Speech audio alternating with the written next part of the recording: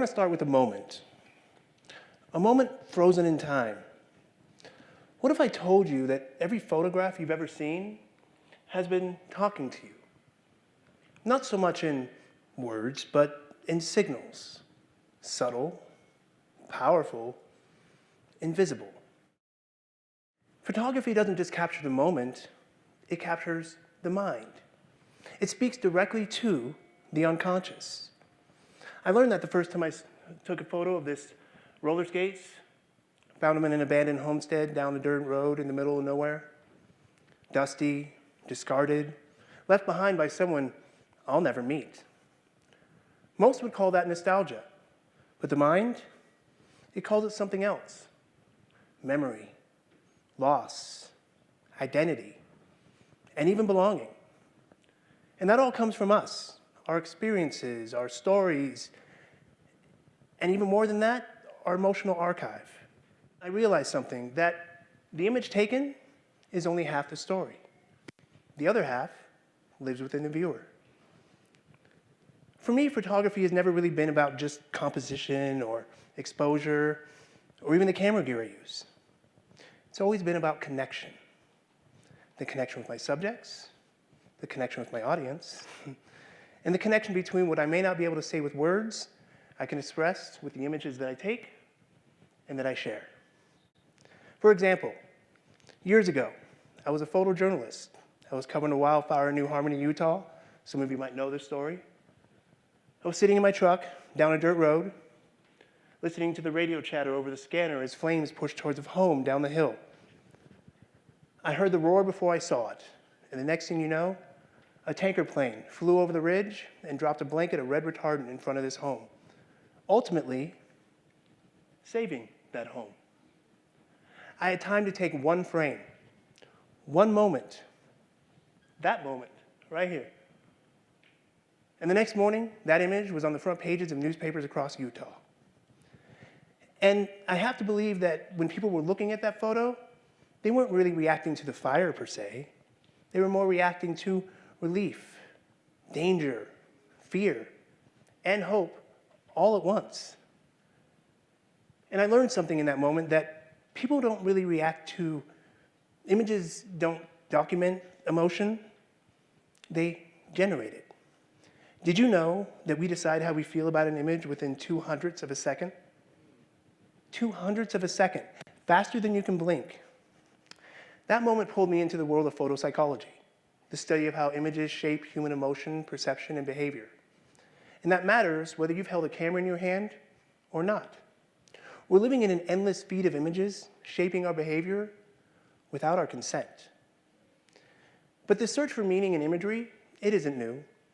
In the 1850s, Dr. Hugh Diamond, he believed that he used photography in his early psychiatry. He believed that cameras could reveal emotional truths that language struggled to hold. And centuries earlier with Shakespeare, he wrote about reflection and how the face is the mirror to the soul. Human beings have been searching for the hidden truth in imagery long before photography ever existed. And in my research around this topic, I stumbled upon the work of photographer and psychologist Joel Morgofsky, a now retired professor from Brookdale Community College in Lincroft, New Jersey. He believed that photographs weren't just passive moments. He taught that images were coded messages embedded with motifs such as isolation, absence, and gaze. And those are only just to name a few. He also spoke about vulnerability, power, and tension, and the emotional pull of the incomplete, and how the mind tries to finish the story that the image only hints at. He also said that we don't just look at a photograph, we interpret it, personally, subconsciously, immediately. And suddenly, everything that I've been sensing my whole life behind the lens finally had a name: photopsychology. And these motifs that I speak about, they were patterns that kept showing up again and again in my research. But they weren't just artistic accidents, they were psychological mirrors. And Rogowski's work didn't just stay academic for me. he was teaching me something that I've been feeling my whole career. Images reveal truths that sometimes we don't always have language for. But I want to make something clear really for a second, that these ideas that I'm speaking about, they weren't created in isolation. Researchers, practitioners, and therapists have been studying the meaning behind images for decades, just as I said before. And that distinction matters to me because in reality, I myself have been practicing photopsychology all my life without even knowing its name. So, take this alleyway. I photographed it while I was in Nashville, Tennessee this summer. Hard lines, stark light, deep shadows. Your eye is trying to make sense of it, is it not? It's interesting, but it's not really alive. And as I was framing my next shot, this man walked into the frame. And suddenly, everything changed. By adding that one human element, that one person, we now have a narrative, a story. Where's he going? Where's he coming from? Is he anxious? Is he excited? Is he on his way home to go see his family? Or is he on his way out to go on a date? You see, we're no longer looking at a place anymore. We're looking at a new possibility. And that's one of the simplest truths of photopsychology. Presence transforms ambiguity into meaning. Here's something I'd like you to try the next time you're scrolling through your feed and an image catches your attention. I want you to ask yourself, what is this image trying to make me feel? And in that tiny moment of questioning, you turn unconscious influence into conscious awareness. Let's look at reflections really quick. Anybody who knows me, you know I love a good reflection shot, one of my favorites. But reflections work in the same way. They remind us, we're drawn to them because they remind us that we're being seen.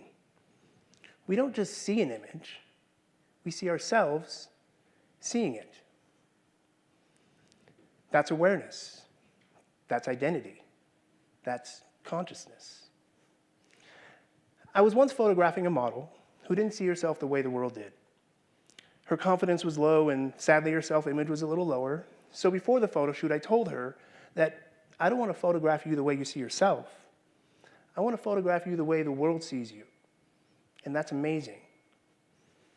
And I'm not showing her picture right now because what she looked like really doesn't matter.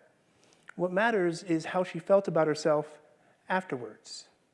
And so we did the photo shoot. I processed the images, and we were back at the studio looking through some of our favorites.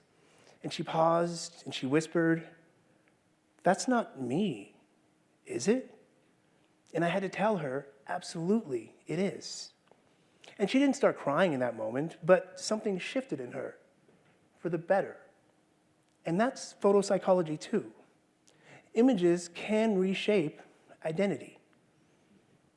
And even in chaos, discarded bottles left on a rooftop, our minds can't help but create the order amongst that chaos.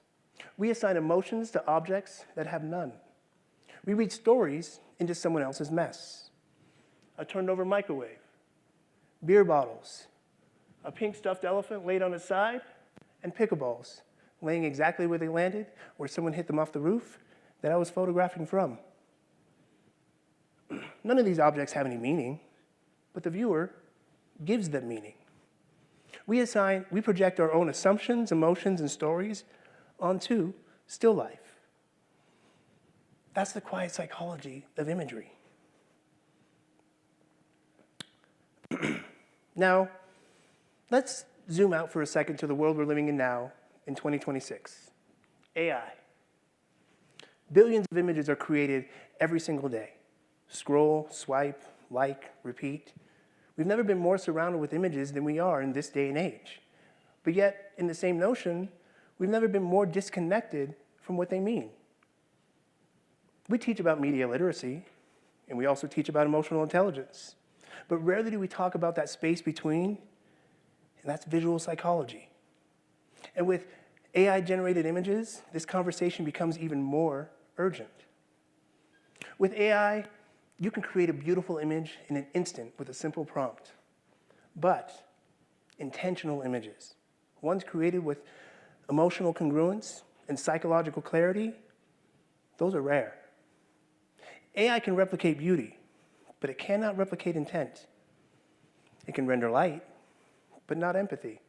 It can design perfection, but not connection. The machine creates the imagery, but only the viewer creates the meaning behind that imagery. And that's why photopsychology is more important than ever. And it's not about resisting technology. It's about reclaiming intention. Because when we lose intention, we lose meaning.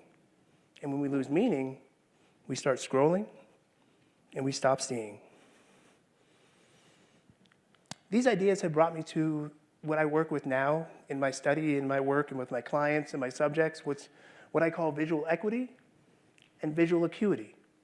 Visual equity is the emotional trust that your images hold, that quiet feeling of being understood before a single word is read. And visual acuity is how clearly your visuals align with your audience's subconscious expectations. That story of clarity and coherence between what is shown and what is felt. And when equity and acuity align, something powerful happens.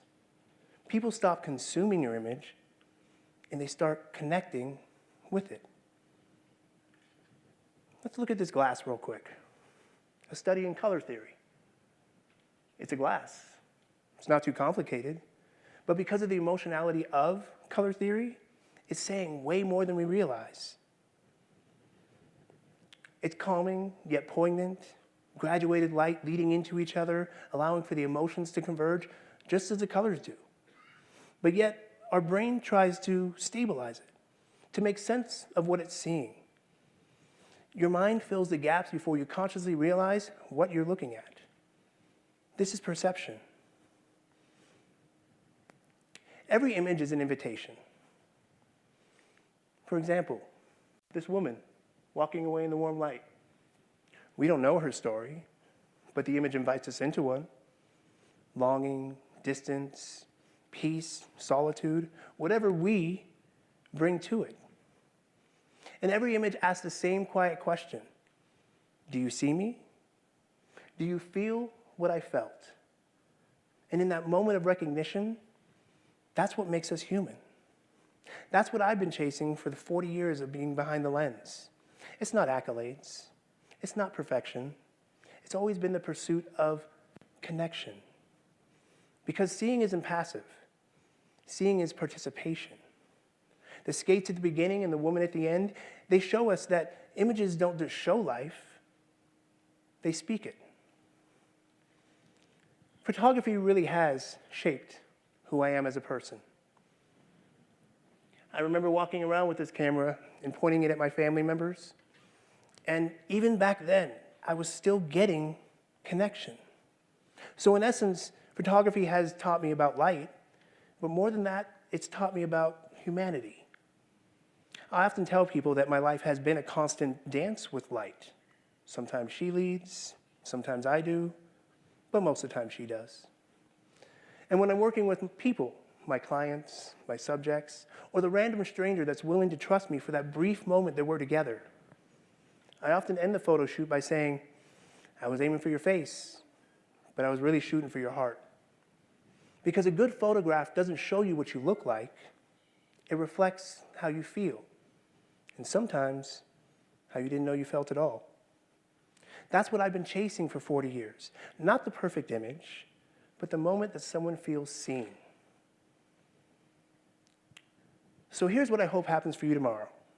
When you're scrolling through your feed, or you walk past a photo, or you see something ordinary, I hope you pause for a moment. I hope you question what that image is doing to you, or how it's making you feel.